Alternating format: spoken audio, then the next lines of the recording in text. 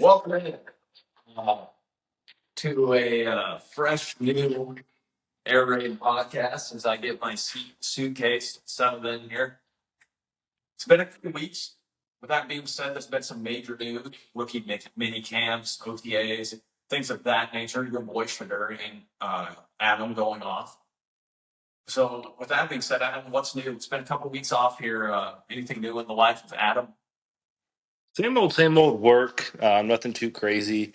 Um, I was just telling the guys before I got on. Funny enough, NFL Network is airing Super Bowl 45, the Packers and Steelers, and it was a great game. I remember watching this. Of course, I love this game. Being a Browns fan, watching the Pittsburgh Steelers lose. This was a very talented, probably if you look at the teams compared to probably one of the best Packers teams and one of the best Steeler teams of all time. I mean, the Packers had, obviously Jordy Nelson, Greg Jennings, and Donald Driver and Aaron. But even like the defense for Pittsburgh with the secondary with, Ike Taylor and Ryan Clark and Troy Polamalu and Lawrence Timmons and all those guys. So this is probably one of my, I'd say probably top 10 favorite Super Bowls to watch. I think it's just a great matchup. Young Antonio Brown, Machar Mendenhall, just all around a great game to watch. So I don't know if they intentionally put this on the network when the news broke, maybe 3 or 4 hours ago. So kind of, I told the guys it was perfect timing. We already decided a couple days ago to record a pod, and then funny enough, we get the news they were breaking today. So I guess Aaron was waiting for us to, record, and he broke the news to us, which is very cool of him to do. They're good stuff. And I mean, you said perfect timing. I know you're a big Sugar Sanders guy, so show the AP. Yeah, dude, that Super Bowl, I remember I was a freshman in high school watching that. And, being a USC, that's my side pro team, being a USC fanboy, watching Clay Matthews force that fumble on Rashard Mendenhall. And wasn't that young Antonio Brown? So he's like, I think it was a rookie or second year AB, one of the two. And Emmanuel Sanders, I think, was there yet too. Yeah, Hines Ward, all those guys. Yeah, because the very next year, Tim Tebow did his thing and ended Hines Ward. But that's awesome, dude. As you can see, though, like the NFL Network starting, they know even we're talking about this, just like video games and whatnot. It's the dog days of summer right now. The Stanley Cup final started last night. The NBA final start tonight. But TV, like sports at night, I have Hulu Live and I go on there and there's just nothing. It's like replays of stuff from like weeks and weeks ago, or it's like tennis or something crazy. So that's when I just throw on a kids show for my kids and hope football comes a little bit sooner. But that being said, Ethan, I'll toss the topic for you. What anything new in your world the last couple of weeks? Nope, same old. Just grinding away in the weight room. About 7 weeks out from the next powerlifting meet, so none of my jerseys actually fit right. But oddly enough, football jerseys are built a little bigger, so we'll still fit into the XLs. While we're on the topic of jerseys, I'm rocking the GOAT, Tom Brady, naturally, and then Sean's rocking our boy Jay Cutler over there. So, little sneak peek here coming up for you guys in over the next couple weeks. We might be rocking some random throwback jerseys, Jags, Byron Leftwich, things of that nature. So, yeah, not a whole lot. Again, with Adam, I liked the product placement. Sean and I were right away ready to throw that up. Like, Adam's got the jersey just waiting. He's waiting. I can't escape the Shador Sanders. I can't escape the TikToks. I can't escape. Yeah, I mean, it's one thing to see it on, all right, like TikTok. All right, people are throwing out videos of OTAs of him throwing or whatever. But for it to be a consistent subject on ESPN, like every single morning, I mean, there's never been so much hype and media coverage on a fifth round pick before. It's Tim Tebow effect. This is how it was with Tebow with the Broncos. Sean, you remember that? Oh yeah, yeah. Just ridiculously like over the top. Like not even like Manning or Brady would get that kind of attention. So that's like, you remember, I don't know if you guys ever saw, there was a Skip Bayless take where he said that Tim Tebow was more box office than LeBron James. I mean, obviously that's one of Skip Bayless's outlandish takes, but no, there will be no Shador Sanders jersey incoming in the mail. Probably maybe a Quinshon Judkins, maybe a Harold Fannin Jr. or something like that, but no Shador. Sean needs to figure his seat situation out over there. I'm seeing that, and it's might just stand, to be honest.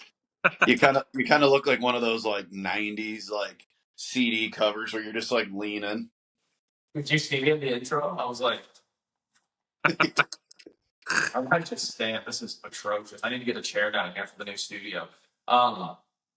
But Adam, I mean, we're rocking some obscure. I hate to say that Jay Cutler's obscure. Tom Brady obviously isn't. You got any like crazy obscure jerseys on your side? I think got a LeBron Cavs one, do you not? I do have actually it's at my parents' house. It's like a 2013, 2014, like the old ugly Cavs jerseys. I have a Kellen Winslow junior jersey, and I have a Peyton Hillis jersey.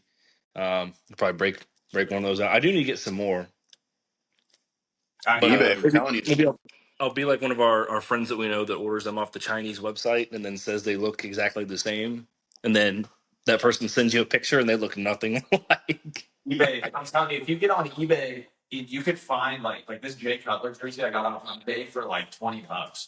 Reebok is the stitch, that's the captain thing. Like back in the day, it's probably $100 jersey, but now the guys like Jay Cutler's wash. He sucks, so you can have it for 20. That's the place to go. That's where I get all my jerseys. Is But there a Broncos jersey you guys would buy in the new future? Maybe a PS2, maybe Bo I don't Nix. know, maybe an RJ Harvey. That's your guy, Ethan. I'll start out with this. Every time I get a Broncos player outside of DeMarcus Ware and Peyton Manning, they leave right away. Sean and I went to a game. Figure it out over there. Sean and I went to a game that first year Russ was in Denver. We went to that last game of the season. I got a Justin Simmons jersey. I was a huge Simmons fan. Then what happened? Gone. So I got a Cutler one back in the day, a Brandon Marshall one, and they were both gone. Yeah, but no. I don't know. I'd like to get a Bo Nix one. Sertan wouldn't be bad. So maybe a Dobbins one. We'll see. We'll see. Adam Troutman one. Yeah, right. Moving on. But Big nuts. speaking Anyway, of jerseys, there's going to be some people in Pittsburgh that got to get a new jersey. We're going to kick off with this right away. First off, I want to say, I think the news broke. Everybody's kind of tracking now is Aaron Rodgers to the Pittsburgh Steelers. He finally came off his peyote high. He's done injecting Neosporin into his system on some random island. And he decides to go with the Pittsburgh Steelers, Mike Tomlin, and the whole gang there. First, I want to say, what number does he wear? Does he go 8 or does he go back to 12? Oh, he can't wear 12 because Terry Bradshaw. No. So you have to wear 8. Never mind. That answered my question. So 8. But with him going to the Pittsburgh Steelers, the Pittsburgh Steelers are in your division, Adam. That's the division rival of the Cleveland Browns. That's probably it used to be, now George Pickens gone, but that's probably, if anything, that's like the slim thug division. it's like the hood of the NFL, the AFC North. Yeah, it's the hood of the NFL, right? Everybody hard-nosed players all over the field, but I don't know if this necessarily makes the Steelers a better team. Being 500 every year, they're kind of what'd you call the guy in the Thunder, a free throw farmer, Free throw merchant. There you go, free Shea throw Gilgeous, merchant. They're a 500 merchant. They're gonna go 8, not anymore 8-8, but Mike Tomlin's gonna go 9-8, maybe 10-7.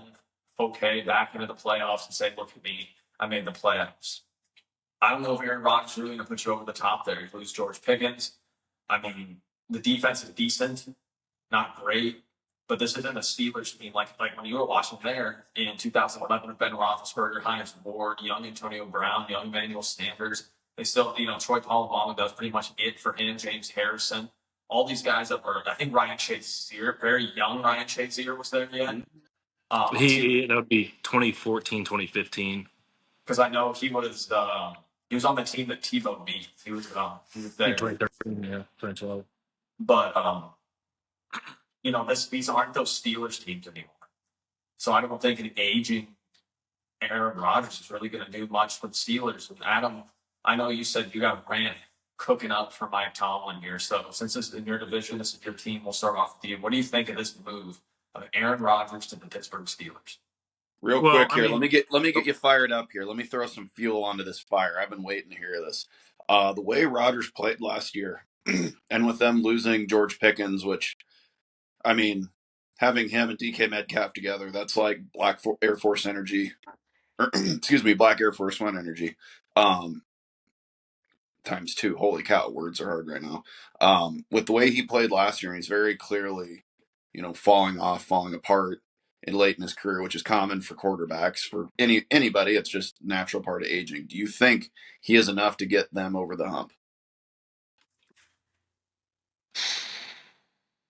I don't know. I mean, the only comparison would be Tom Brady, right? The guy you're wearing on the jersey. I mean, he's the only quarterback relative that would be in the same age bracket as Aaron Rodgers, and obviously, you know, Tom being on the TB12 method. Obviously, they're two completely different, you know, just I mean, I just watched the other day. I just rewatched the AFC Championship. Peyton versus Tom Brady, and Peyton Manning had no arm left whatsoever. But however, was still out. Was able to go out there and get some wins. So I don't know. We've talked extensively about Mike Tomlin before and how he's just a mediocre coach. It's 500 every year. You win one Super Bowl, and it's been 36 years since and you still somehow have a job. You're known as one of the best coaches in the NFL. Well, what have you done to prove it? The last playoff game you had, you got smacked around by the Cleveland Browns and Baker Mayfield years ago, right? So uh, I don't know. And as far as Aaron Rodgers go, I mean, I pulled up his stats: 3,900 yards, 63% completion percentage, 28 touchdowns, 11 picks. So that puts him eighth in yards, seventh in touchdowns, and overall QBR of 48, which I think QBR is out of 100, so he's 25th in QBR, which is pretty bad. But I mean, like you said, Sean, you talk about this is not the Steelers of old. So you have DK Metcalf, obviously a great wide receiver, number one. Robert Woods. Now I love Bobby Trees. He's anytime I have a fantasy team and there's like a specific player that I like that does good a lot, I always root for this player. I always pick up Robert Woods on my fantasy league, but he's old. he's he's aging, and then you have Calvin Austin, who is a middle of the pack wide receiver three. You let Najee Harris go, Sean, as you say, he runs in Levi's or he's always running in jeans, Yeah. Wranglers. And then you're getting Jalen Warren, and I like Caleb Johnson as a rookie. I think he'll probably share some snaps with Jalen Warren, but do I think this is enough to push them over the hump? No, I saw a meme where this takes them from 8-9 to 9-8, and that's probably the reality of the situation. I don't know. I think the hardest division in the NFL has shifted from the AFC North to the NFC North to now the AFC uh, West. I think the AFC West is probably the hardest division in football. But again, in this division, you have Lamar Jackson, you have Joe Burrow, and you have a Browns team who was in the playoffs 2 years ago. So this is not a winnable division at all. I think they're And going to Shador, rely don't on forget about that. Dylan Gabriel. I mean, they have not an easy division at all. They're going to rely heavily on their defense. I think they would have been better off probably riding with Mason Rudolph the first 4, 6 games of the season, 8 games of the season, and then you feel like you're ready to turn it over to Will Howard. Then give him the keys and just see what he can go out and do. He's a Pittsburgh guy, um, your type of guy, right? He's a gunslinger, 6'4", 225. It is. Uh, does this make an immediate impact? I don't know. I don't like how we were sitting around here with our thumbs up our asses for the past 6 weeks, waiting on a decision from him. Like, I get it. We talked about it before, how he kind of got boned by the Jets. They called him out for a 2-minute meeting to say he was going to be released. But that didn't mean you had to wait all this time. Now you skipped OTAs. Now you're going straight into mini camp tomorrow. And then obviously into to the full off-season workouts. But I don't know. I don't think this moves the needle really that much. And maybe you pick up another game or two, but you have Trey Hendrickson if he plays for the Bengals. You have Myles Garrett obviously, and Baltimore has one of, if not the best defenses in the NFL. So I don't know. I don't think it does enough for them. I think maybe they finish 10-7, 9-8, realistically, middle of the pack. But the thing is too is right. I don't think Aaron's the type of guy where, say, if you're halfway through the season, or say you're 4-4, or you're 5-4, and you're kind of sputtering out, and Aaron Rodgers is not the type of guy that's gonna just go on the bench and let Mason Rudolph in or let Will Howard in. He's got too much pride. You know, the deal was reported as about $20 million for Aaron this year. So I don't think this is a great move. If they're losing midway through the season, I don't know how Aaron would let them put him on the bench and put someone else in. Yeah, 100% agree. And then he drafted Will Howard for what?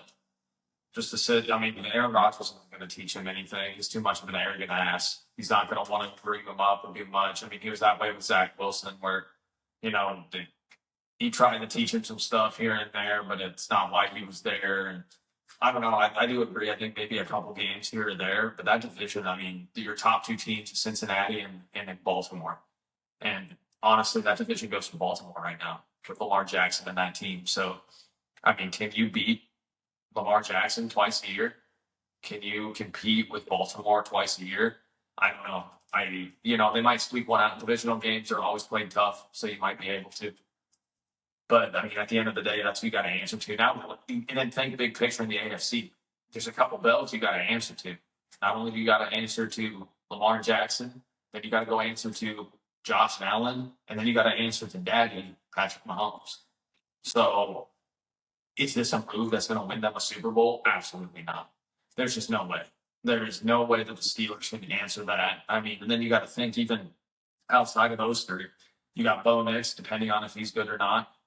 If they're on the up and up, the Chargers with Justin Herbert, Harbaugh in year two, how they might be competing and faring in the AFC. The Dolphins, last year was a little bit of a slump, but you don't know how they're going to be.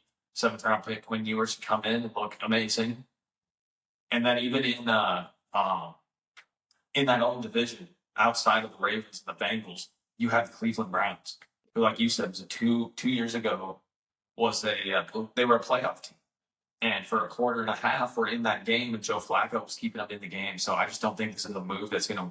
I mean, you hit it right on the head. This isn't moving a needle at all. I think it's just kind of checking a box, selling tickets. People are going to get an Aaron Rodgers Steelers jersey 20 years from now on some startup podcast. Some dude's going to be wearing an Aaron Rodgers jersey and in his garage, sitting on a suitcase, and they're going to be like, remember when he went to the fucking Steelers? Oh, and by the way, you still got to go through fucking C.J. Stroud and the Texans. There's just too much in the AFC. I think that this isn't. I mean, if I'm the Steelers personally, I'm with you on that. Go with Mason Rudolph as the season goes on, and obviously, he'll just kind of start falling off. Turned over to Will Howard, a draft pick, a guy that's national champion, a guy that's played in very big games. Not only is he a national champion, Rose Bowl champion, a Cotton Bowl champion, smacked around Tennessee, an SEC team. The NFL, the college football. So that's where I would go if I were the Steelers. But what do I know? Like I said, I'm just a random dude sitting on a suitcase in my garage. So, Ethan, you got any takes on Rodgers to Pittsburgh? Yeah, I think you kind of hit the nail on the head. I'll just be the one to say it about him. He's had a great career, very, excuse me, holy cow, very good all around player. Off the field, he's a complete wacko. I'm pretty sure if he probably doesn't believe in things like rain or breathing or the sky. Grass Birds. probably isn't green to him. Birds watch off telephone poles and they watch it. Yeah. Anyway, I digress. I just, even in the younger days, I mean, you talked about that Super Bowl team that the Packers had. I mean, they were stacked. But I mean, think of how many other loaded teams he had since then, and he could not get it done. I mean, yeah, at the end there, those past few years, the Packers did nothing really to help him out. But I mean, think of all those teams, especially the years he was winning MVP, and they would just get one and done, or they'd win one game, or they might make it a couple games into the playoffs and then they get beat. So it's like, I just don't overall. I'll just say it. I just don't think Rodgers is the one to do it. I mean, he got his one, and that's the extent of what you're getting from him. Definitely a Hall of Famer, but I agree with that. I mean, think about it, they went 15-1 and lost to the Giants and back to the playoffs 2011. The year after, no, the year after that Super Bowl, um, wouldn't beat the Patriots. The Giants did. Yeah, I agree. Now, the next thing is this. The Steelers, we talk about this every year with the 500 merchant Mike Tomlin. Now, I want to say this is an interesting thing because if you fire Mike Tomlin, you're making the playoffs, you're a decently successful team. Let's think back to the Bears and Lovie Smith. They fired him after going 10-6. And now the Bears they have 1 year with Matt Eberflus. They double doinked after winning the NFC North. And they just haven't been the same. I'll give this another example. Is the Broncos with Mike Shanahan in 2008. Mike Shanahan in his tenure with the Denver Broncos only had 2 losing seasons, 1999 99 into 2000, a year after Elway retired after the back-to-back, and then in 2007. They ended up firing him in 2008, and outside of that Peyton Manning window, the Broncos, since Shanahan being fired, were, for lack of a better term, like, hey, is your guys' team fucking shit too? Because they were pretty bad. So let's say Manning decides to go sign with Tennessee or Miami instead of Denver. I think since Shanahan, the Broncos would suck for a while. So now, let's say they fire Mike Tomlin. Do you think that they spiral downwards like that? Ethan, what will do? I think so. They're definitely we've talked about it before, and it's a well-known thing. They like to hire in-house, so they like to. I guess you could kind of call it inbreeding a little bit, but I think a complete restart for them would be kind of a healthy thing. Just new atmosphere, new way things are coached, new messages. But I could foresee it being one of the assistants that's on the staff there now that they would just promote. And it's like, if it's somebody that's been under Tomlin for here a year or two, it's like pretty much nothing is going to change. I myself am not a Steelers fan. I work with a few. I know the comment's been made, as long as Matt Canada's not there, there's always hope. And I'm like, I can't disagree with that. I mean, when he was the O coordinator there, their team wasn't like all that bad. But I mean, a guy like that would hold you back. Anyway, again, I digress. I'm going down a rabbit hole. I just don't. I think it's time for a culture change. It's not like a John Harbaugh in Baltimore where you're just always right there knocking on the door. I mean, I've heard Tomlin be called the best coach in the NFL currently outside of what's in Kansas City.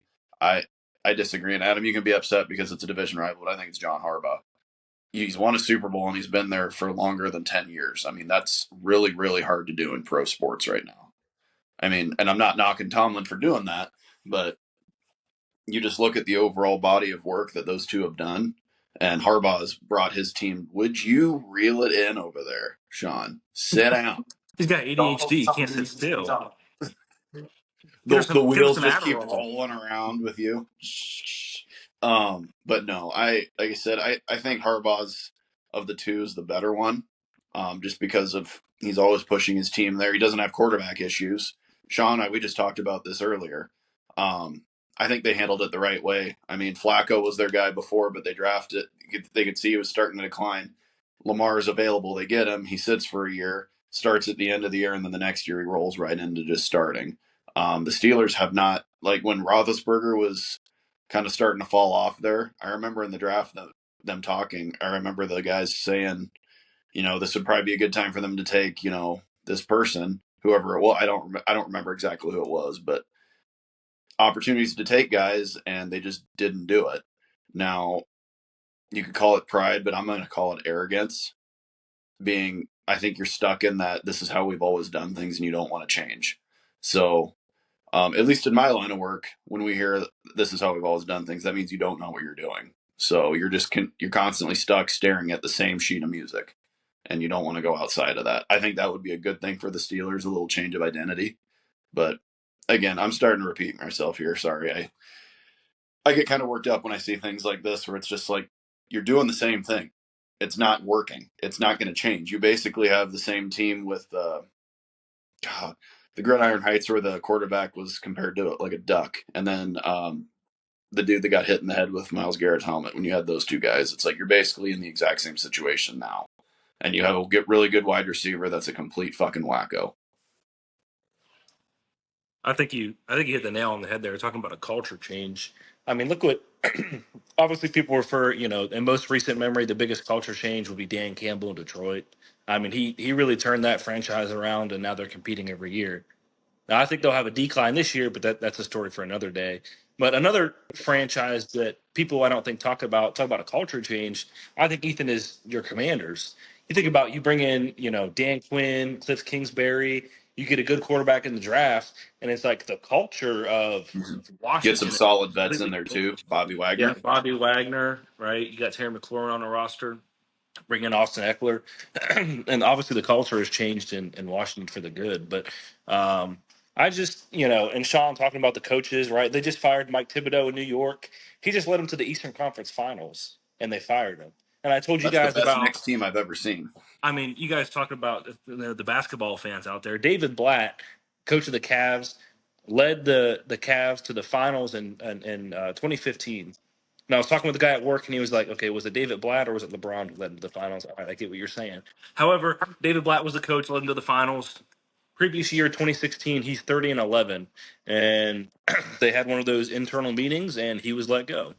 So it's just one of those things where if a culture change is needed, which I think Pittsburgh desperately needs a culture change. I don't think they have an identity.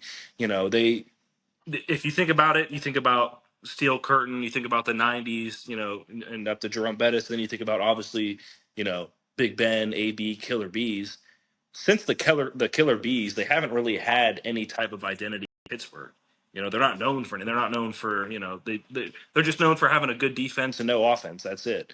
There's nothing ever comes out of Pittsburgh, which I guess isn't a bad thing. But I would agree. I think they definitely need a culture change. Someone to come in there. I'm sure, you know, as these things do, right in the NFL, midway through the season, there's going to be some assistant coaches. There are going to be some coordinators, someone from the Sean McVay or Mike Shanahan tree, that will arise and probably be put up for a head coaching job. But I don't know.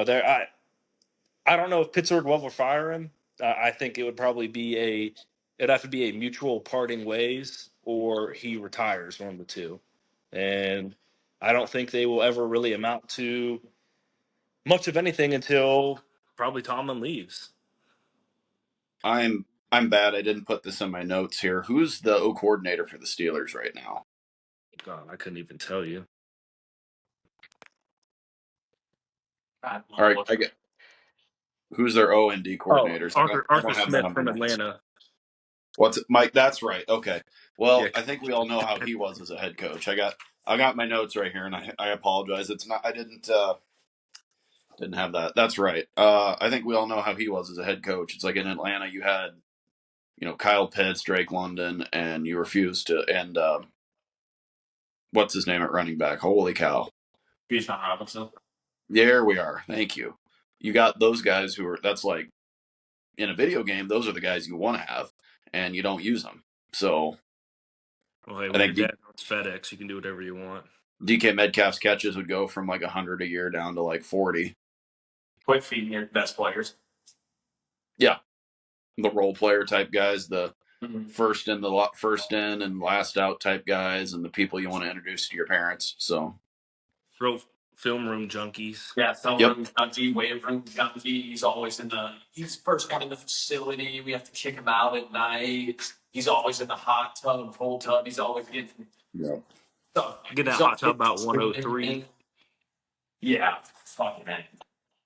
Yeah, I think it's a double-edged sword with Tomlin, right? You get the culture change in there. Maybe that's what it puts him over the hump.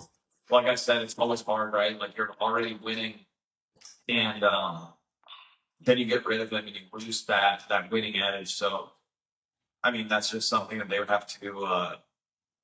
I mean, to me, if you're obviously losing halfway through the year, that's going to be an issue. But as the season goes on, and I definitely think that you see a little bit more out of it. But I don't know. I think that I just don't ever see them getting rid of him. As long as he keeps winning, we're just going to keep him there. And there's no real reason to fire him. And that hiring from within. They had Dick LeBeau as one of their defensive coordinators back in the day, former Steeler. Like they're big about that.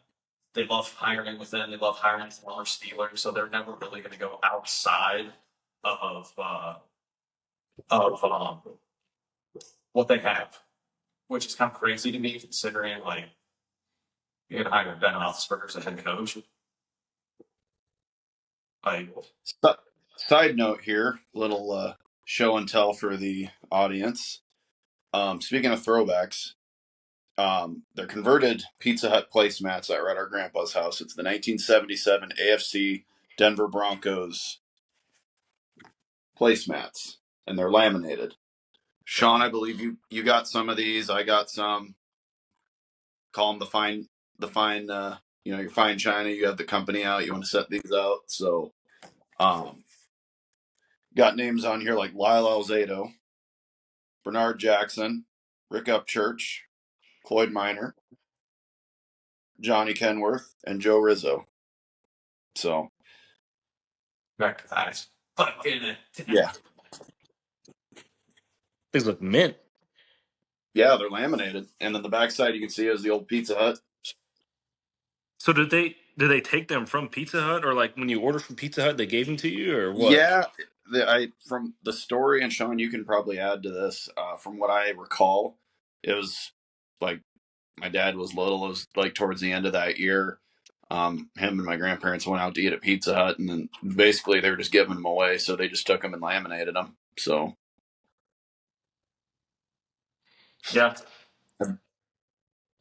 yeah, that's. Did I get that story right? yeah, spot on. Okay.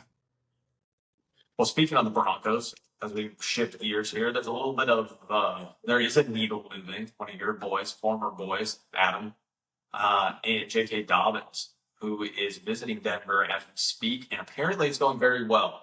I think this would be huge for Denver, especially a lot of stuff coming out of Denver right now. OTAs are looking really good. Bo Nix is looking good. Offense is looking um, decently fluent.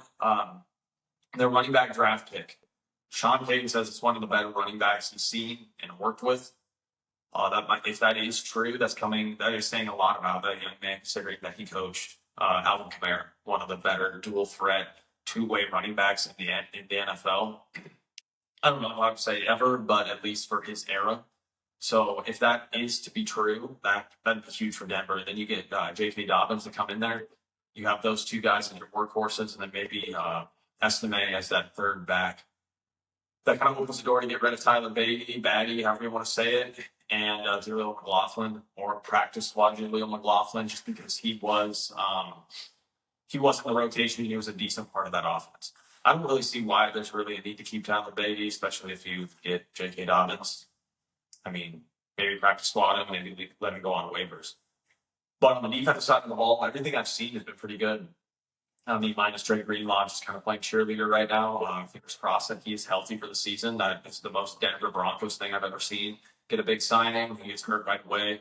And a guy that also, he blew his Achilles going on the field in the Super Bowl. So who knows if he's going to be injury prone or not for the Broncos if he gets to play, because right now his season's being threatened. So if he has to sit out the entire year, damn, kind of a waste there at that point. But everybody's looking good out of Denver. I'm pleasantly surprised. Now I will say this. Now, Adam, as you hear me say all the time, I would say trust and rebuild. Be patient this year. So Adam and Ethan, you guys can vouch for the CJ Stroud last year. He kind of slumped there for a couple game stretch. There's about 5 game stretch there where the Texans just kind of lost it. CJ Stroud wasn't playing the greatest. They ended up backing into the playoffs because of that 4 or 5 game stretch. Nonetheless, they made the playoffs. CJ Stroud kind of pulled his head out of his ass and he started making plays. With that being said, I do think that there will be that 4 or 5 game stretch with Bo Nix where he has that slumping moment where he kind of goes into some growing pains. They run into a decently tough part of the schedule. Something happens. There's an injury. Somebody goes down. God, because Denver loves having that happen, even in their Super Bowl winning years. Somebody was always hurt. The biggest thing there is you got to be patient with Bo Nix. Yeah, he's not a rookie anymore, but he's still a young second-year player in a new system. I mean, we all heard it that the first 4 weeks of the year last year, it made sense. Bo Nix was completely lost in that offense. Confused, didn't understand what was going on. Sean Payton loves overcomplicating things. But once Bo Nix really settled into that offense and figured it out, he was good to go. Now, that being said, I think that if he does slump, I don't think it would be detrimental to Denver. They do have a solid defense. It's just more or less as the fans and on that fan side of things. A lot of people might be saying, "Oh, was he worth the pick?" I can already see it. Bench him, put in whoever. Be patient. He's young. Let the rebuild happen. You get J.K. Dobbins, that's great. Get some defensive players. I mean, save your draft picks. Just let this rebuild happen. They're not going to win the Super Bowl this year. They're not a Super Bowl team. Maybe in the next 4 years. But last year I said, the next 5 years they'll win the Super Bowl. So by 2029, the Broncos, I have said, will win a Super Bowl. Ethan, you being the Broncos fan, I mean, I know just the revolving door of quarterbacks that they've had since Peyton Manning. You know, I mean, you can attest to it too. Just staying patient with Bo Nix. So, Yeah, I would agree. Well, we were already hearing it last year after they lost to the Bills. Was he worth the pick? The whole team was showing their whole ass. I've said it before. Denver's D line was getting pushed back into their linebackers. The Bills just ran the ball right at the Broncos. So it's like Bo Nix wasn't playing on the D line. Bo Nix wasn't playing linebacker. I mean, outside of that opening drive, I mean, he didn't really look the greatest, but the whole team didn't look the greatest. There's other issues that needed to be addressed, and hopefully they've been addressed. Sean, you hit it right on the head, though. I mean, you can't just give up on him. He's clearly Sean Payton's boy, which after the first 4 weeks, he kind of opened up and we were seeing it more. I would consider him kind of a poor man's dual threat because, like, he can run. He's a good runner. And he's got a pretty decent arm on him. He can sling that rock around. As far as J.K. Dobbins getting brought in, it's like the term in college football, stacking talent on talent. Getting, multiple 5-star quarterbacks or whatever it is that you bring in, and you just get a lot of talent there. I see no issue with the Broncos doing that, especially at a position like running back where, you could lose 2 guys within a month time frame. I mean, and if you bring in J.K. Dobbins, it's like R.J. Harvey and him are fairly similar backs. So it's like you're just going to have the same attack all game, barring, everything works out. They both end up performing well and they end up being the 1 and 1A for Denver. I agree with Sean. I think, either Beatty or McLaughlin would probably be the ones you got to part ways with. Estime had kind of fumbling issues last year a little bit. So that's kind of hard to overcome with certain coaches. Sean Payton's kind of got that old school mentality where, you're going to remember. And Sean and I have kind of said this with coaches in the past too. It's like this at every level with every sport. If you're not one of those people for him, then he's not going to be lenient with you. So you kind of got to work yourself into that position where you're able to come in and, it's second and short, third and short, and you can run through some people and pick up a first down or do things like that, fit into the offense, play your role. So I'm just overall excited. I'm excited to see what Denver can do. Pat Bryant apparently has been just ripping it up in camp, and I like to see that. Cortland Sutton's on the last year of his contract. Looking at my notes here, if Pat Bryant works out the way that Sean Payton's been saying, and it's not him just blowing, propaganda to keep the Broncos fans happy, maybe he replaces Cortland Sutton. Now, don't get me wrong, Cortland Sutton's been there quite a while. I wouldn't really say he's kind of lived up to what the hype was going to be for him, but he's performed fairly well for the Broncos, especially in the past couple of years. He's a really good jump ball receiver. He'll go up and get it in the red zone. No, is he going to be a 1,000-yard guy for you? He possibly could be. I think the injuries in his career definitely ruined that for him. But no, even like Marvin Mims, seeing how he's going to step up. They used him as a weapon last year.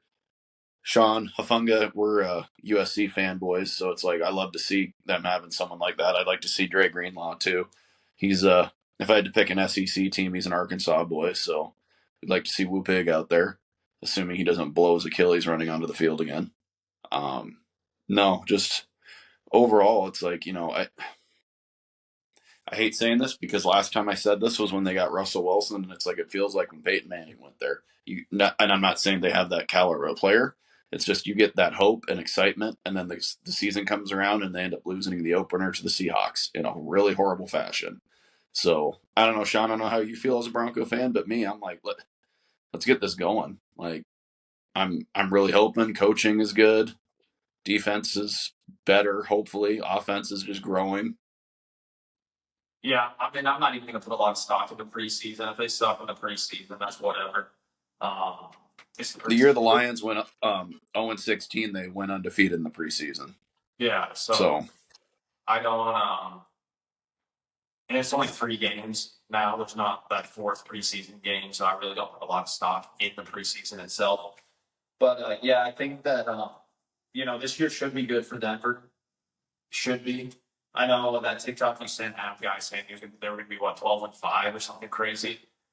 I'd say along the lines of 11-6, 10-7, just because of growing pains. I don't know if they're really gonna like shock people that way. I do think they sweep the Raiders. Fuck the Raiders.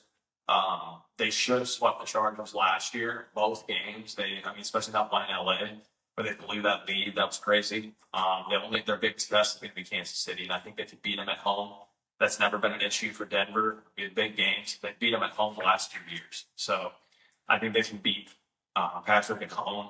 And I mean, shit, they play Kansas City on Christmas Day in Arrowhead Stadium. So, do I think that they could beat them there? I think it's just going to depend on where Kansas City's at, what Denver's doing. But yeah, tonight, I agree. I'm ready for football to start. It's only June 5th. it's not that feeling where it's just like, great, Trevor Simeon's going to be at quarterback. What the fuck are we going to be seeing again this year? Or great, a washed Joe Flacco is going to be there. What are we getting? You Oh, know, we got Brandon Whedon, Colt McCoy. Fucking Case Keenum. is that what it's like being a Browns fan?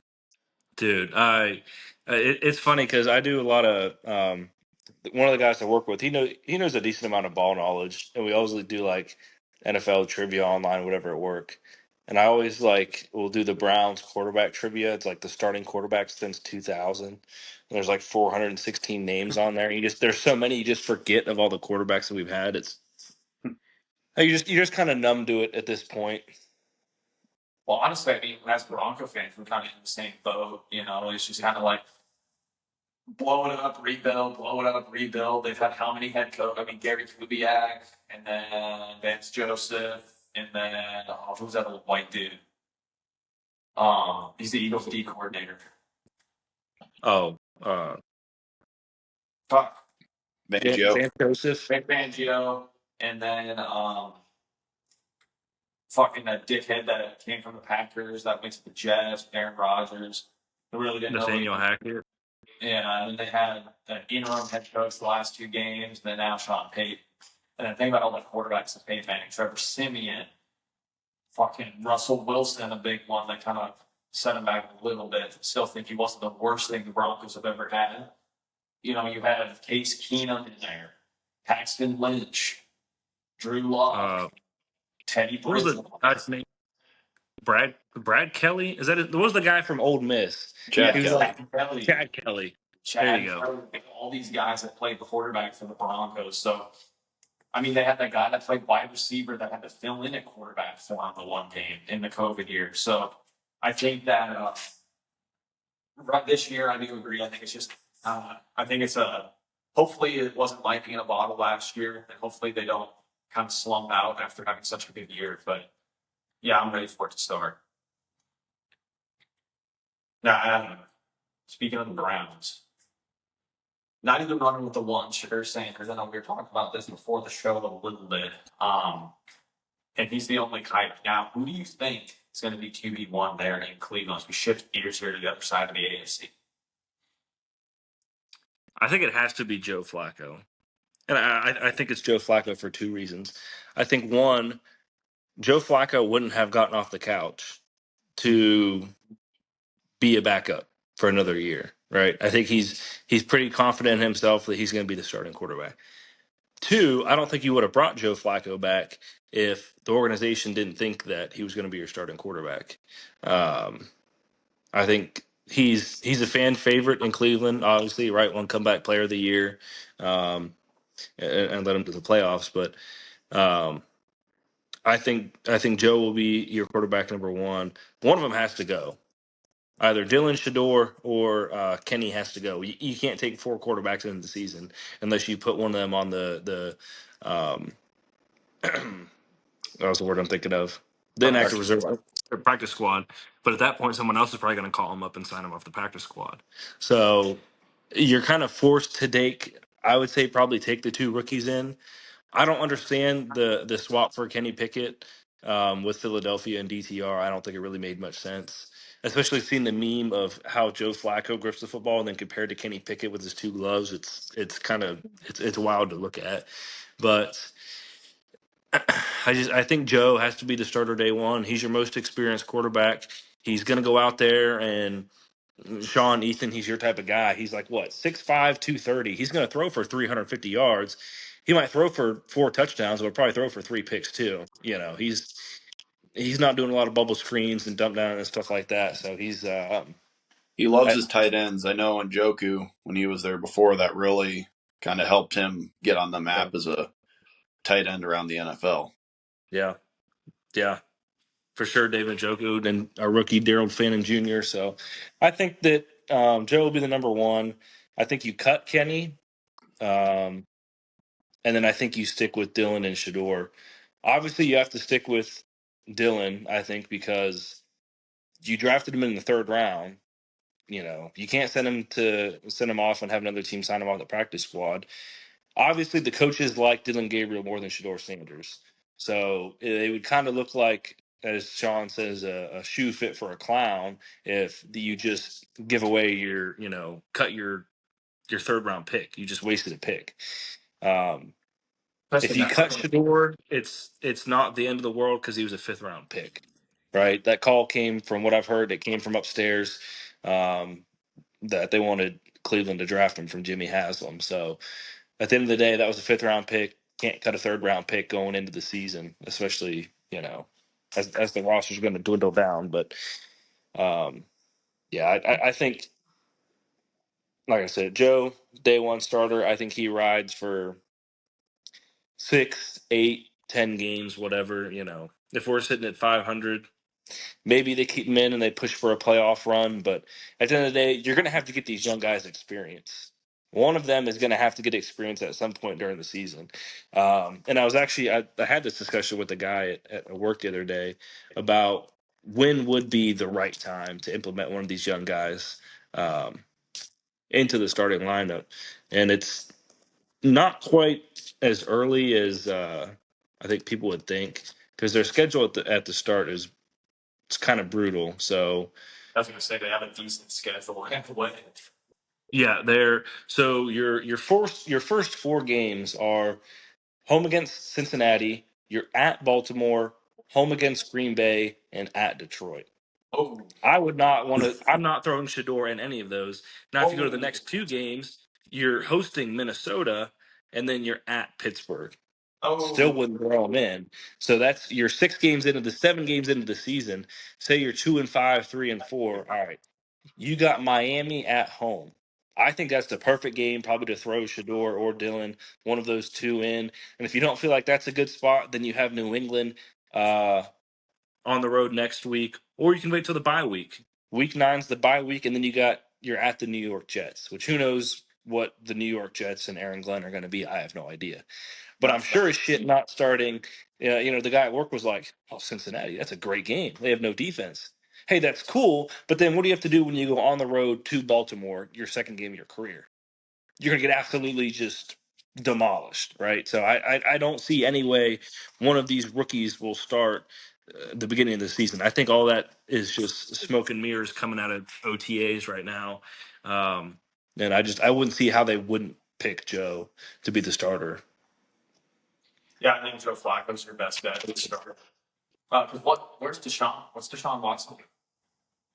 I don't know, probably beating his baloney. He's out for the entire year.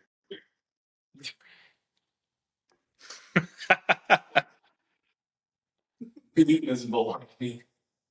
Or getting beaten himself from somewhere. Dude. Because that's the thing. You got 240 mil locked up in the baloney beater, you know? Like, I don't know. To Like, put it in politically it's correct terms, he's been swept under the proverbial rug. yeah. I think they're kind of Yeah. trying to just forget about it because is this his last year, that contract? One more. Oh my God. Tough So to he say. would, which they kicked the can down the road this year to alleviate cap space. But I Yeah. think the dead cap hit next year is going to be like 80 million. Oh, So why don't they just could they trade him? They I might don't trade know. I don't know why they don't just cut him. I don't know. I guess if they would cut him now, then they have to pay him his whatever 90 some million in dead Yeah. cap. I think it would work. So I mean, he's more indecisive than me trying to figure out how to sit on this fucking suitcase.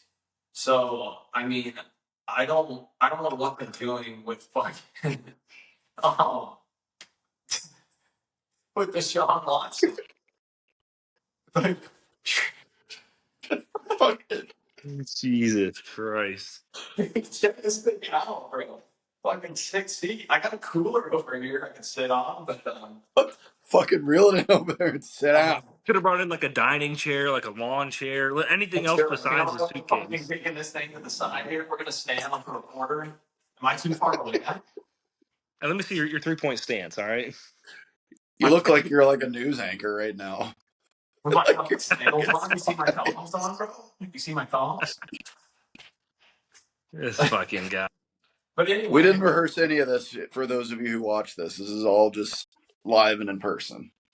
I mean, So what am I wrong? Like, this is literally Deshaun Watson's fucking career right now. I'm doing in surgery, you know, like, what do I do here? Can I play? Oh no, my shoulder fucking hurts.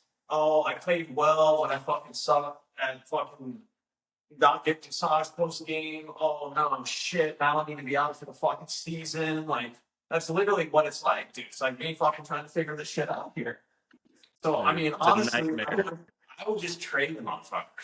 Like, look, man, No one's gonna take him. Who would want him? I, this is the thing. This is the thing I always say. A lot of people say, like, I hear that a lot. Like, well, who would take him? What would you get for him? There's a lot of desperate teams out there. Ton of desperate teams. Think about like the Jets. Justin Fields, it's like he starts not working out. Come trade deadline, you're like, hey, here's Deshaun Watson.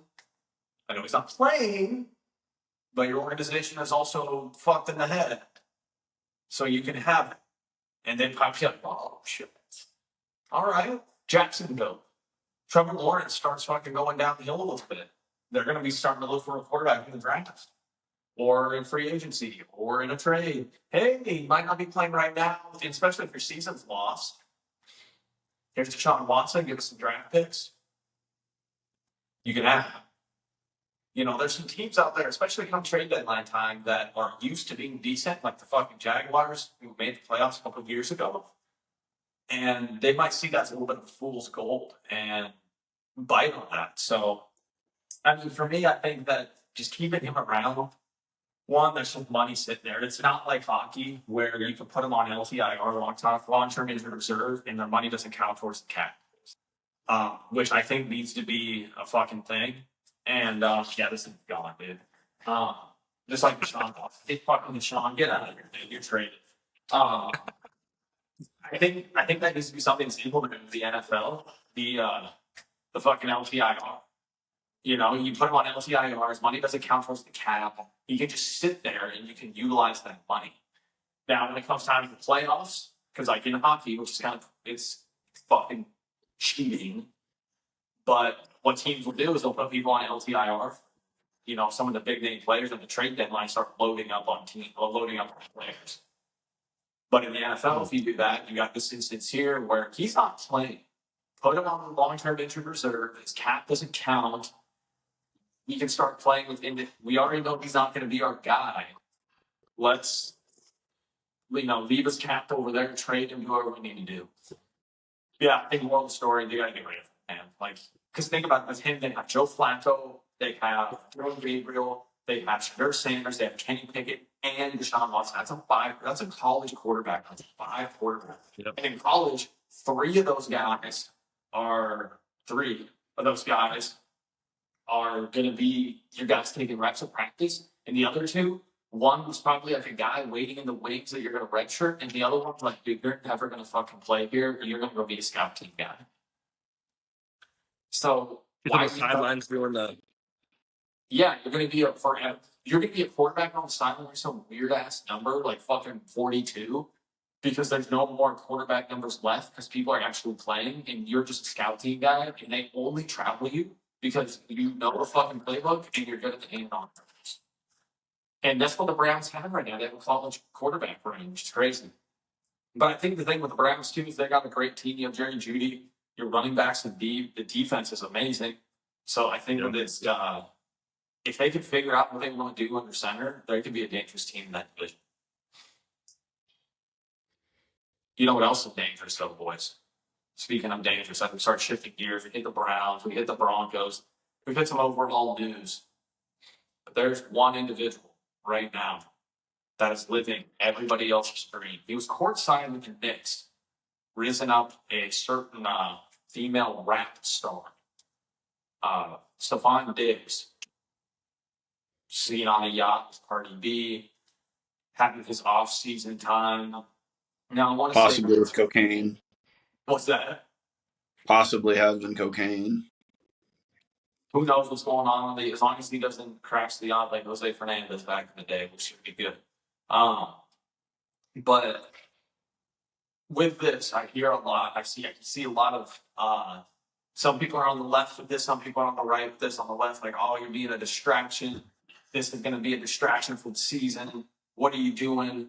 And on the right, people like, as long as he's performing, because for every video that you see of him with Cardi B, there's 3 of him training. There's 3 of them in camp. There's 3 of them in the weight room. I don't think this is going to be necessarily a distraction for him. Think about it. He has the clout, the means, and the money to be with someone like Cardi B. So why would he not do that? You know, same guy. He was courtside in the next game for a reason. He probably was like, Cardi's going to be there. This is my shot. Did his thing. Now, as long as Stephon Diggs realizes if he is not performing in New England, you know what they're going to say. That it's because you're Cardi B. It's because you're too busy hanging out with Cardi B. I think that this is for him, whatever level of his life, as long as he can separate personal life, field life, Travis Kelce take notes, then he'll be fine. But for me, I don't see any issue with it. He's famous, she's famous. It was bound to happen. Not bound to those two specifically, but it's just natural for famous people to attract to each other because of the money, the clout, the scenes that they are put in. So I don't know what you guys think about Stephon Diggs. I mean, I know that he's in New England, which is an absolute freaking dumpster fire. So he probably is going to struggle this year by no fault of his own.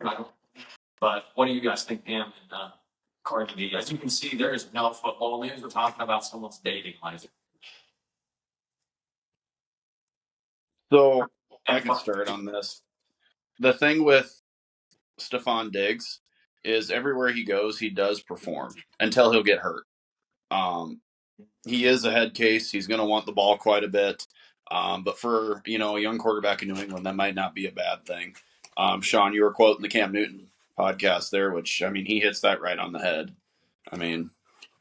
He painted a target on his back, but, at the end of the day, I wouldn't be too worried because we've all seen him perform for the last, 10 years. So I wouldn't worry too much about it. He's gone out and put up good numbers, and I don't foresee that changing, barring if he gets hurt again. Adam, what do you think about it? Yeah, you saw him show up to OTAs, and it still looks like he can perform at hopefully somewhat of a level like you saw in Minnesota and in Buffalo. But as long as it's not, obviously affecting what he does on the field.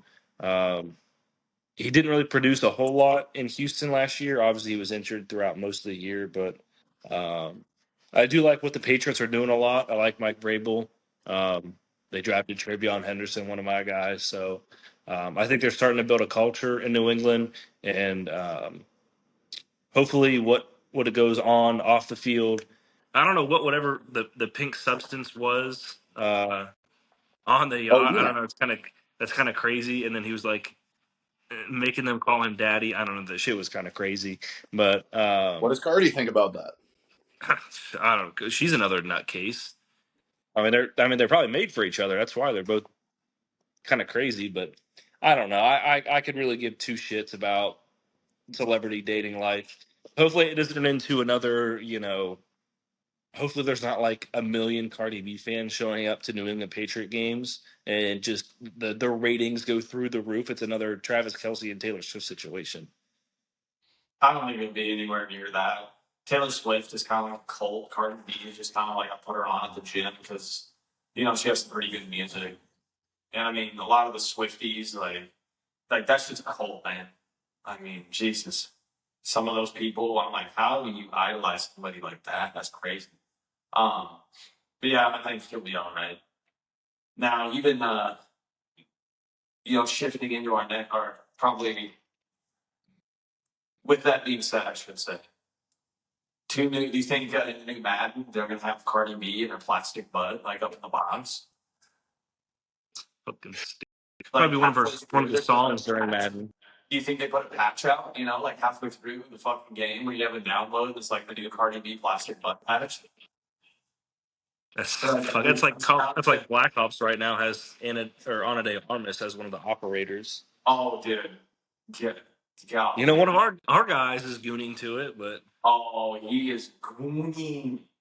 But yeah, like, what do you think? Like, if she's like, let's say she's like signature tweaking that plastic butt, dude. They score like Stephon Diggs scores a touchdown. She's out there just making it clap. You think in Madden they're gonna do like the make it clap update, dude? She's just fucking. You score a touchdown, Stephon Diggs, and you just see like digitized Cardi B just smacking ass or what? the make it clap update. Dude. I mean, if you've ever listened to fucking Cardi B, that's like goddamn fuck. That's every other word there. Jesus talking about her area. No, it would have to be. It'll be DLC. You got to pay. You got to pay $9.99 for This is it. apparently the best Madden to date. Now with that, as we're shifting gears into the video game world here, because we do have college football coming out. But before we get to that, like the best Madden apparently that's coming out, they got weekly updates and all. They got a weekly recap. They have a real halftime show, like a little weekly recap show, like Taylor Swift, and then like cut the fucking New England, and there's just Cardi B just shaking ass, dude. Like, I mean, I would be forced winning the Patriots every game just to see some fucking clap, dude. Seeing her fucking shake that thing. Are we gonna, Sean? Are we going to see any clapping on your side or what? But then she'll just. They'll be like, and here's Cardi B doing her signature dance, and it's just like digitized her just fucking clapping cheeks. Like, you got Taylor Swift. It'll be like GTA and have the jiggle effect. Oh, dude, they got Lucia from GTA 5 or GTA 6 up there. Well, see, this is the thing, dude. Because what do you think they're gonna add Taylor Swift? And this is how they always do Taylor Swift. It's like this really weird slow motion thing where it's like, see, like not having a suitcase on the mobile now, right? It's like she'll be like up in the stands, and it's like.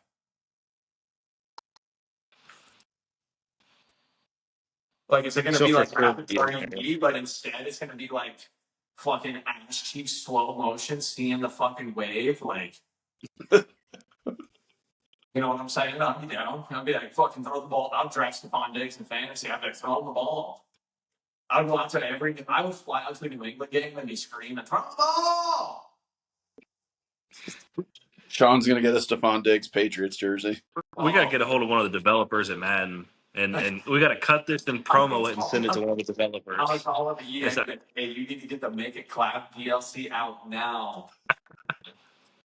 But anyway, now we're down to being fuck sticks.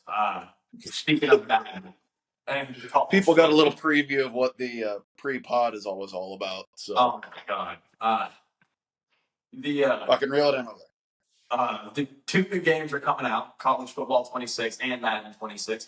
College Football 26, I will say, I am pretty, as you would say, steez Adam for that. It looks pretty good. They have some new teams in there. Delaware, Blue Hens, Missouri State's in there. I want to say Delaware State's in there as well. So you have Delaware and Delaware State. Some teams that are coming up to the Division I level. The one thing I noticed is a lot of people complaining about like the player models of like how Arch Manning looks and how different people look. I'm like, that's the thing. They only have a year to make these games. Everybody wanted high school and Road to Glory. So they put high school and Road to Glory. they probably had to sell out and make that as deep as possible to please people, that they probably had to retract on some other things. Arch Manning was kind of fat, this is flag packet on him. It just is what it is. And this is the funny thing, everyone complains about it, like, man, how does EA keep missing? How does EA keep missing? Hey, bro, I bet you're still gonna buy it though. Whoa, yeah.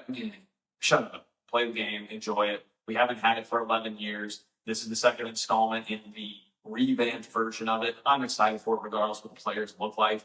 I mean, at the end of the day, you talk about FPS, all this stuff. The human eye can only pick up between 30 to 60 FPS anyway. So take that for what you will, PC players. I don't care if you're running 140 FPS on your fucking PC, your eyes can't catch up to it. So I think that this is going to be a great, which I don't even think it's coming to PC anyway. It'll be on Game Pass for you though, right, Adam? Yep. Hell yeah! I'll have So I'm excited for it. I know the first thing I'm doing, first obviously is my Miami one. Second one, Delaware, the Blue Hens. What a name. The Blue Hens, dude. I'm going to take Delaware. I don't know if I'll take it to the promised land. I might win a few games and see if I use that as a stepping stool and like make a little personal coaching career for myself and see if I can't get to a dream school. But Delaware is definitely going to be one that I go to. I did Akron for quite some time last year. Maybe I'll do another Akron one. But I'm going to Ethan, who's the first team you're going to rebuild college football 26? Oh, I'm thinking it'll probably be Nebraska. Got to stick with the hometown. I'm obviously a USC homer, Miami homer. Got to hit the usuals. Got to hit the usual hoes. You know what I mean? Probably might do a Texas Tech one. I've always kind of been a closet fan of them. Probably my favorite Big 12 team. Yeah, I think I might hit up Delaware too. It's something new. Yeah, I mean, probably just create myself as a coach. Though, like there was one I was currently doing, and you guys can make fun of me, but I ended up at Notre Dame. But I looked at their roster, and it was like they had like 12 people in the 90s, and I'm like, I don't have to like recruit. I don't have to do anything. Look at all these guys in the 90s. The worst player that was starting was like an 82 overall, and it was like the center. I'm like, okay. So it went there for a year, and then I jumped over to LSU. So, but no, I agree with Sean. I'm very excited for it. To kind of wrap this up here, start out with Nebraska, get Raiola, get him a national championship, and then just kind of dabble in everything else. Obviously, we'll probably be talking about it while we're on the pod here. Sean and I'd kind of mentioned a little bit, maybe not necessarily. Well, we brought up the idea of playing, doing dynasties on that. Definitely, we're going to do something with Madden. If we don't do dynasties with NCAA, maybe we could talk about what we've been doing. What who we've gone, maybe go to some or schools that we don't necessarily like, just to add to a little spiciness. Get the buns clapping, as Sean was just talking about. So Yeah. And Hannah, what do you? I know you'll probably play in Ohio State, obviously, but who's your first team? If you had to choose an ass team, who are you going to rebuild first? It's always going to be the alma mater. It's going to be the Kent State Golden Flashes. They went 0-12 last year. Dude, one of the worst teams in all of college football. Probably Kent State. Probably bounce around the MAC to some of my other side hoes. Toledo, Ohio, Bowling Green. I'm going to be pulling for Bowling Green a lot this year. Not just obviously in NCAA, but I think just in general. Obviously under new head coach Eddie George, one of the great Ohio State running backs and Tennessee legends, Eddie George. I think that's pretty awesome to see. But yeah, probably just stick in the MAC. Speaking of Delaware, there's some pretty famous quarterbacks to come out of Delaware. I'm sure you guys are sure of. Joe Flacco, obviously. Rich Gannon, another one, come out of Delaware. So that's kind of cool to see some of these other programs be added. And you kind of get to know some of the niche colleges that you wouldn't have thought that these players came from. Yeah, especially when you look at the records. You'll go through the records. They have the school records and some of the names. And you're like, oh man, I didn't realize this guy went here. Charlie Fry, didn't know he went to Akron. Like crazy. Legendary cornerback for the Akron Zips, Guru. Hit the books Cleveland this Browns year. quarterback. Fucking postseason. But yeah, I think I'm excited for college football 26. That's in a month. I will be paying the extra money for the 3-day early access. The way I look at it is that extra $30 $10 a day for the 3 days. I mean, last year I think it paid for itself. You know, the first on release, my wife, I told her I was on baby leave at that point, but I was like, I'm up all night. I bought a case of Miami Color Bang Energy, and I was drinking that all night playing college football. So I'm excited for that one. Obviously, getting back into Madden this year, Ethan, you touched on it. We're going to see if we can get a cross-platform going because Adam, you're on Xbox. So Xbox and PC, but I'm looking at getting into a PS5. it'd be it'd be the easiest way to do that. But I think that they have cross-platform with I They Dynasty. believe should. it. You can look into it. Yeah, Oh, we're gents, I do have a side note. It just crept in my brain here. The first crappy school I'll probably play as is actually my favorite Mountain West team, the Hawaii Rainbow Warriors. Bows up. So they Braden Shager's gone. Obviously, moving on from that. They got a lefty at quarterback right now, so we'll probably be running the run and shoot and see if we can get that absolutely atrocious offense to work. Yeah, the Rainbow Warriors. Mm-hmm. So for our man league, for those of you out there, what we'll do closer to the season once we figure out, and probably once it releases, if we can do a cross-platform league, stipulations are the top 10 picks. Three of us will choose. We put names into a hat and we'll choose them. We'll pull them out at random. The reason why I'm doing the top 10 picks, obviously they didn't make playoffs and they were all shit. So if we get the We had Raiders, talked about it. Sean disagreed, but I thought maybe we keep the Raiders in there just in case if one of us get it, because it'd be hilarious because we're Broncos fans. It adds to the drama. I would lose every game on purpose. Genty runs for 500 yards a game, but Sean's losing. I will just only hand off to Ashton Genty, and that was all I would do because I can't stand the fucking Raiders. But that's kind of my plan. These new games coming out, and Madden's supposed to be pretty cool this year. They said they've got some stuff coming back. I won't say it's new; it is coming back. They're starting to care a little bit about franchise again, so we'll see. If my heart's broken this year in Madden, I might have to say this might be it for me with Madden. Last year didn't get it. If this year is underwhelming, these features really don't come back, or if they're just kind of like half-assed, I don't think I'll do it again. College football scratches the itch. I can just keep updating the rosters in Madden 26, and if I can't, then I guess I'll just be playing a bunch of throwback games at that point. But yeah, I mean, hopefully everything's good. Both teams. I know college football will be good. Bad, fingers crossed. So now, college football wise, boys, this is the worst part of the year. There's nothing to talk about, right? Dog days of summer. So, fortunately, unless you guys have anything great to add, this is where we close it out. And I get a chair for next time. Maybe we'll But get a chair. I do have just to close out the show a little. I think a series we might get started here on the podcast. A brother v brother trivia. See who the better ball knower is between Sean and Ethan. So Ball this knower. week this week had it drawn up a little bit ago, so it's a little bit outdated as far as timing. But this week's trivia, Ethan versus Sean, is going to be back and forth. I'm going to ask you, I'm going to give you a team, and you have to tell me the most recent running back they drafted, or the highest pick running back they drafted. So, should go pretty quick here. We'll run down the list. I broke it down into a system of if I give you the team and you name the running back right off the rip, I'll give you 3 points. If you can't get it, I'll give you the pick and the year for 2 points. If you can't get it for that, then I'll give you the college for 1 point. And then if Ethan you couldn't get it, and then Sean would have a chance to steal for 1 point. Cool. So I think for the most part, with a little bit of thinking, I think you guys can get everyone on. There's a couple on here. I'm not going to lie, especially the first one. So I'll let Ethan take the first one here. These are all just in alphabetical order by the location, first name. But the Arizona Cardinals, Ethan, who's the highest running back that they drafted last? I'll be honest, I have no idea who this guy is, but maybe you do. Maybe you can get in your bag and know this guy.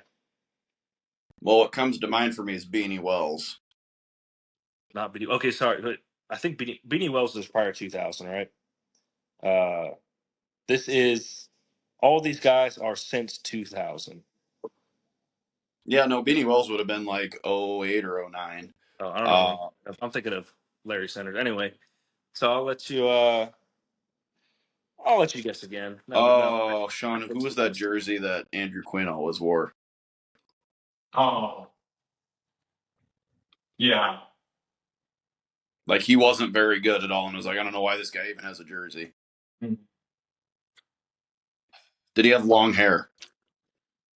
I know nothing about this guy. To be honest, I have no idea who this guy is. But I'll give you. He was the 7th overall pick in 2000 Oh, 2000.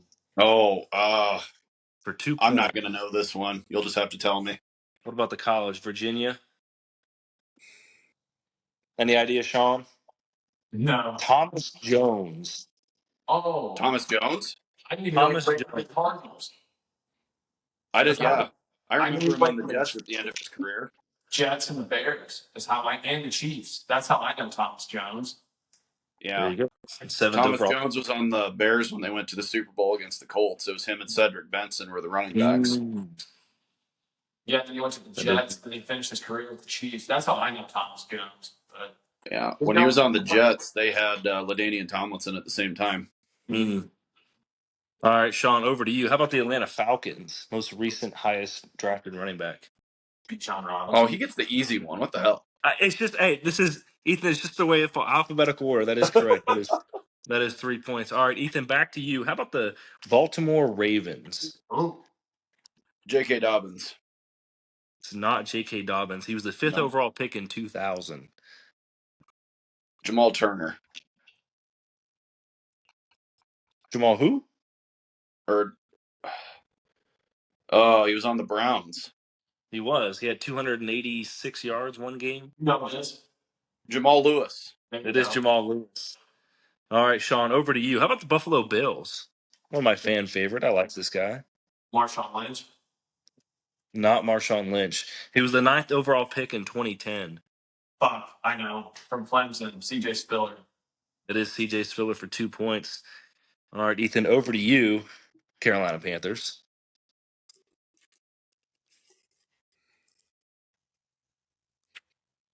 Mm, Chuba Hubbard. Not Chuba Hubbard. This is going to give away 8th overall pick in 2017. Oh, Christian McCaffrey. It is Christian McCaffrey, 2 points. All right, Sean, how about the not Buffalo, Chicago Bears? Oh, Another poverty franchise. jeez. Oh, shit. Who are the running backs? Would it have been Cedric Benson? It is Cedric Benson. He was the 4th overall pick in '05. Jesus. He was really good at Texas, and they really sold out for old Cedric Benson. All right, Sean, I hate to do this. Or not Sean, Ethan, I hate to do this again. How about the Cincinnati Bengals? Oh, you might know this. Think of old Madden games. Old Madden games. Rudy Johnson. Not Rudy Johnson. He was the 26th overall pick in 2004. Kenny Irons. Kenny Irons. He was drafted out of Michigan. I'm trying to think of Bengals running backs from back in that time. Oh, You stumped me. I thought somebody else.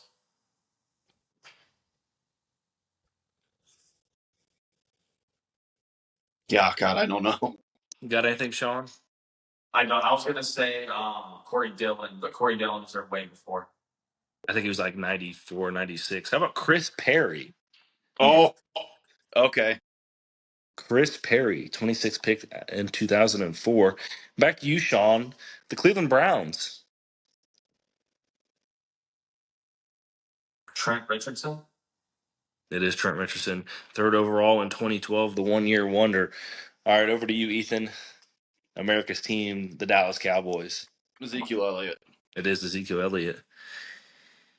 All right, Sean, lines up for you. The Denver Broncos. The highest since 2000. Yep, the highest drafted running back since 2000. No Sean Moreno. It is no Sean Moreno. Love that name. Ethan, what about the Detroit Lions? Shit. That's. Jameer Gibbs. It is Jameer Gibbs. Didn't have to think too I was hard going to about say, that one. all the other kids draft wide receivers. What about the Packers, Sean? What do you got? Eddie Cheeseburger, Eddie Lacy. Eddie Lacy, the 61st pick in 2013. Haven't taken a running back high enough since. Houston Texans, Ethan.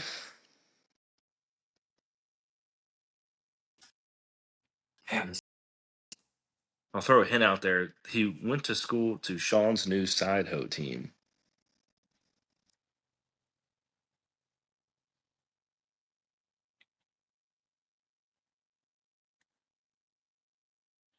I was thinking of Pierce, but he went to Florida. I don't know this one. He was 58th overall pick in 2010 out of Auburn. Got anything, Steve Sean? Slayton. Mm-mm. would have been Arian Foster. Ben Tate. Hey, Ben Tate, 58th overall. All right. Back to you, what's a Sean. What's a Ben Tate? How about the Indianapolis Colts? Ooh. Oh, come on. Is that me or Ethan? It's you, Sean. Uh, oh, fuck. What's his name right now? The guy from Stanford.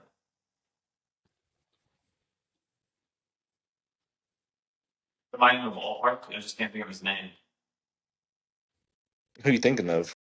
The guy they have right now from Jonathan Stanford. Taylor? Yeah. No, not Jonathan Taylor. This guy was this guy was the 27th pick in 2009. Oh my God. Ethan, you know this. Someone that we knew had him in fantasy football and wouldn't leave him alone. No, it's not him. Don't do it. No, just kidding. No, no, no. Maybe? No. I don't You want know. the college? No, he would have been there before, Sean. Yeah, he was there He went before. he went to UConn. Oh, fuck. Yeah, because In Joseph college was I love. Dave Orlovsky. This was Donald Brown. Oh, Donald Brown. All right, Ethan, what about the Jacksonville Jaguars? Leonard Fournette. It is Leonard Fournette. Ethan making a comeback. All right, Sean, I got the Kansas City Queefs for you. Ooh, that one's easy. I might be able to think of it. I think he's still on the roster. Ethan's foaming at the mouth, waiting for Sean to mess up. Uh-huh. What's his college? LSU. Clyde Edwards-Helaire. It is CEH. All right, Ethan, what about the Raiders? No, come on. The Darren fuck? McFadden. It is Darren McFadden. God. All right, Sean, back to you for the Chargers. Chargers. Would it be LaDainian Tomlinson? It would be LaDainian Tomlinson. All right, Ethan, what about the Rams? I can't say the location of the Rams. I could say Trey the Mason. not Trey Mason. He was the 10th overall pick in 2015. Oh, Todd Gurley. Todd Gurley, gone too soon. How did I forget about him? I loved watching him. So did I. I always remember watching the Rams Chiefs game at where's that? The Coliseum. Yep. Yes. All right, Sean, I got the Miami Dolphins. Can drive by the Saints. Dolphins. Ronnie Brown. It is fucking Ronnie Brown. That's You want to know? crazy. Too. He went to Auburn. It was him and Cadillac Williams were in the backfield. He was the second overall pick in 2005. Yep. All right, Ethan got a layup here. What about the Vikings? Adrian Peterson. All day, baby, all day. One of my favorite running backs all time. Back to you, Sean. New England Patriots. This one, you can get in your bag a little bit for this one. What'd you say? I said you can get in your bag a little bit for this one. He went there after he was on another team. Because the Patriots always lived off of like picking up other people's scraps. What college? Mhm. He went to Little Yachty, Cold Lake, Minnesota. He went to Minnesota. Went to Minnesota. Oh, it's fun. Oof. I'll give you the. He was drafted 21st overall in 2006. Lawrence Maroney. It is Lawrence Maroney. What the fuck? I just guessed. What about the New Orleans Saints, Ethan? What do you got? Reggie Bush. The Boosh, Reggie Boosh, got his Heisman back. New York Giants, Sean. Oh man, it's one of two people. I got a 50-50 shot here. I'm gonna go Saquon Barkley. It is say Quizzle. The other one 3 went to points. however. How about No, the they got Jets? somebody earlier, but he fumbled all the time, and he was out of the league in like 3 years. What's that? They drafted somebody earlier, I'm but he fumbled all the time. He was out of the league in like 3 years. on Bradshaw. No, it wasn't Bradshaw. Bradshaw was good for him. I can't remember this dude's name. He had long hair. How about the hard? Who's their hard hitting guy they had? Brandon It Jacobs. was. It wasn't Brandon Jacobs. Yeah. It'll come to me. When was he drafted? Eli was still there. It would have been maybe 09, anywhere from 09 to like 2012. Well, I looked that up. Ethan, what do you got for the New York Jets?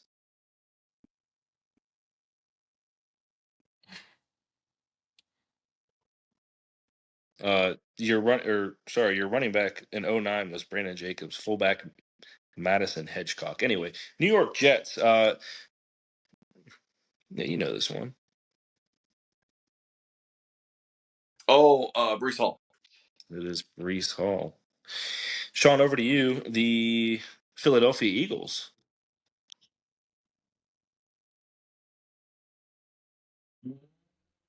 Brian Westbrook. It's not Brian Westbrook. This guy was the 53rd overall pick in 2009.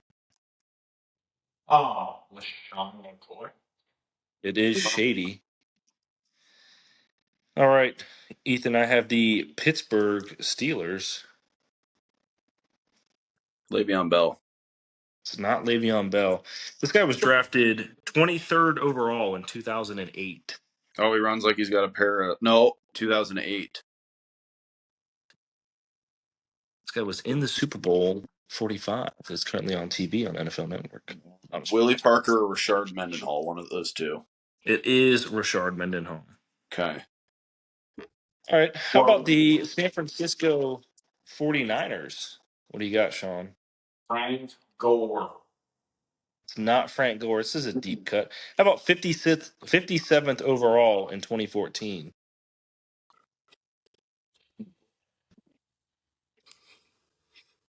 He's had around 2014. He was a running back in 2014. It's a good No question. idea. Who was it? How about from the Ohio State University?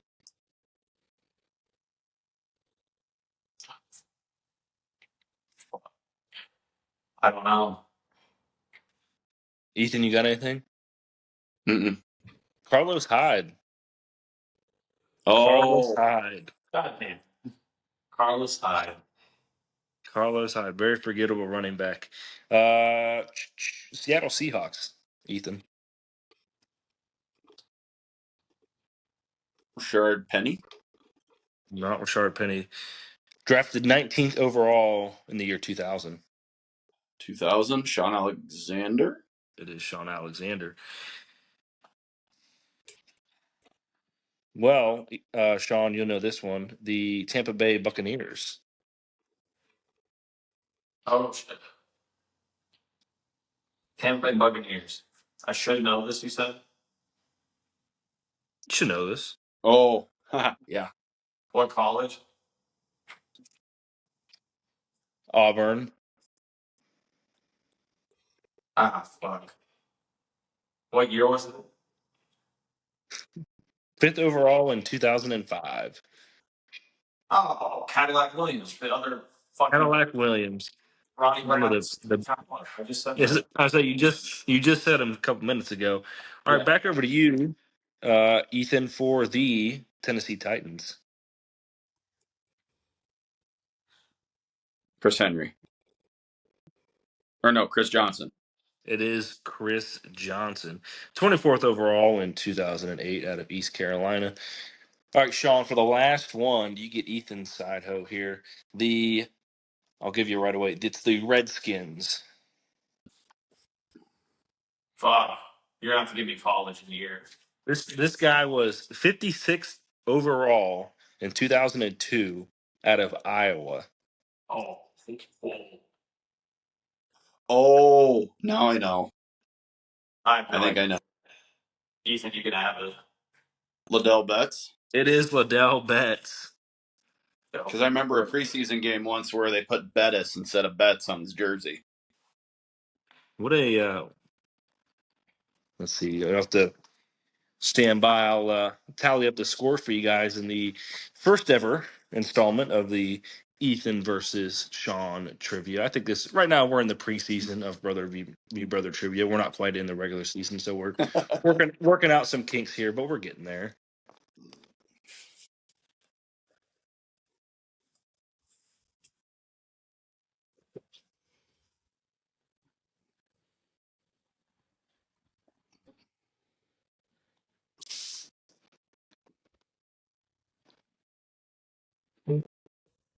Excuse me while I mess around with random crap in my room here.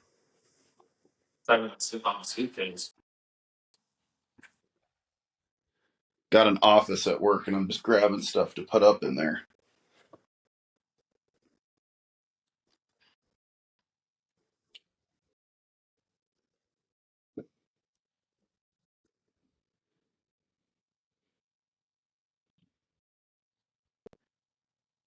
Wow. The final score. This is a close game in the first ever installment of the Brother v Brother trivia. Sean with an overall score of 32 points. Ethan, 35 points. 3 points over to Ethan. So Ethan takes down Sean in the first ever game of the Brother v Brother trivia. But we'll next pod we'll have another installment. Perhaps maybe first wide receivers taken for every franchise. Who knows? Something along similar lines. But something to keep it interesting, right? You know, we're just trying to get some other content out for you guys as we're in the dog days of summer. And I don't even have the NBA championship game. I'm watching a rerun of Super Bowl 45. Like that's better than anything else that's on TV right now. So as we continue the dog days of summer, we'll try and put out as much content for for you guys as we can, and just try and get you the best product possible. 100%. 100%. Well, we'll close that with this one out. That was awesome trivia, Adam. Like you said, dog days of summer. So there's going to be all sorts of stuff on socials, Instagram, TikTok. Be on the lookout for that. Our next episode, a little sneak peek, talking about looking back at the good old days. We're going to bring back the days of yore. When the shorts were short, the socks were long, and the Chuck Taylor was the choice of shoe. Adam, Ethan, me, we're gonna bring up. For me, I can do Miami. Ethan, you can do Miami, USC, Nebraska, whatever you would like. We're gonna be dissecting some of the older times in football. Maybe some Braxton Miller, Troy Smith era for you, Adam, at Ohio State. But We're going to dive in. Each of us are doing homework on some older games, some older timelines for us. Miami, very older timelines because they've been hot ass since 2006. But that is something to look forward to as you as the viewer. We're going to relive the glory days because it is the dog days of summer. And what else do we have better to do than watch old football games and reminisce on times when our teams were actually good? So with that being said, Adam, you have anything else to close her out? Just excited to be back recording with you guys and looking forward to the next podcast. Ethan? Yeah, something kind of thinking about. It's old news at this point, but I mean, I could kind of mix it in with some new stuff we talked about tonight. The Shannon Sharps of the world, the Stephon Diggs of the world. Stephon's situation's a little different, but like the Shannon Sharps of the world, people I looked up to, and you got to be careful who you hang out with, especially when you're in a certain role. Social media presence. You were an announcer on ESPN. You had to step down. Just remember, you're somebody that people look up to, especially being a pro athlete like that. Little kids look up to that and want to be like that. Well, then they look into it, and off the field, you're having multiple sex scandals. That's not good. Just keep in mind, it's not just for everybody. Be mindful of who you're hanging out with. Use your head. Don't be using the other head down there. Hoping shit's clapping on it.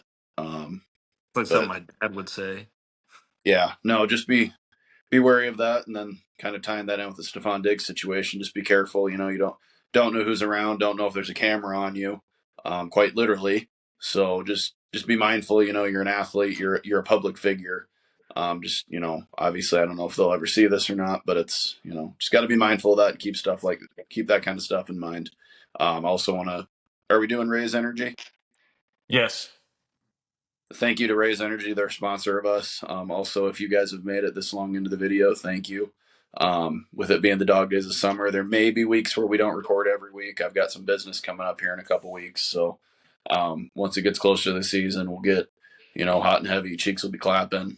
Things will be going. Sweet. Well, that being said, we will see you next time.